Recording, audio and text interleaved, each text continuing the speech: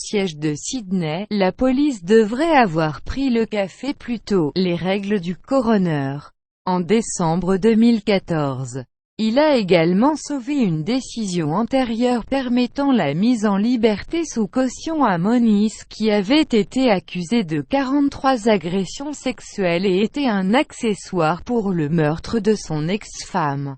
Les résultats. Bien que M. Barnes ait souligné que les morts n'étaient pas « faute de la police », il a constaté des manquements dans leurs actions, y compris Johnson d'être exécuté entre-temps, en s'appuyant sur des conseils erronés d'un psychiatre qui n'avait pas suffisamment d'expertise en matière de terrorisme, sous-estimé la préparation de l'homme armé pour tuer ou blesser les otages, autorisant 8 appels par otage à la police à rester sans réponse, avoir une certaine confusion autour des lignes de commandement.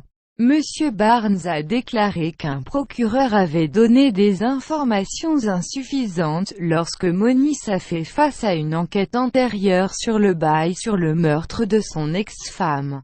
Ce procureur de poursuite a informé de façon erronée le tribunal que Moniz n'avait pas à montrer de circonstances exceptionnelles avant de pouvoir se voir accorder une caution sur les accusations de meurtre, a déclaré M. Barnes.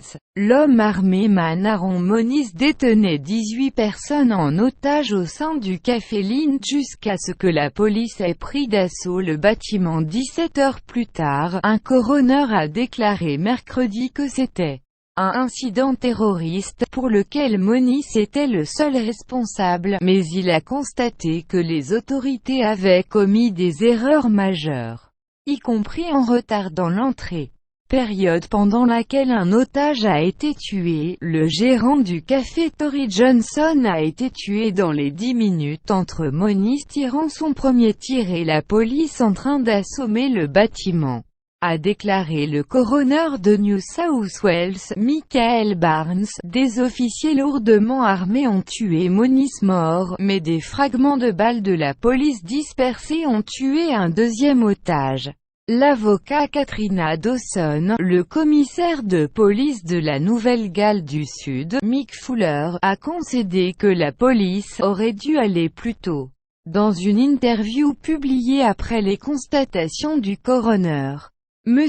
Barnes a jugé que la police était mal équipée pour occuper le siège, s'appuyait trop lourdement sur un seul psychiatre et employait une stratégie de « contenir et négocier » qui a échoué. Moniz, un citoyen australien né en Iran, avait promis l'allégeance à l'État soi-disant islamique (IS) peu de temps avant le siège. Il n'est pas clair si Moniz a été motivé par l'État islamique à poursuivre son programme sanguinaire, ou s'il a utilisé la réputation de l'organisation pour renforcer son impact dans la poursuite de ses propres fins, a déclaré M. Barnes. Colère familiale lundi, les familles de M. Johnson et Mme Dawson ont critiqué une tactique de commandement de la police pour intervenir uniquement si l'homme armé avait tué ou blessé quelqu'un.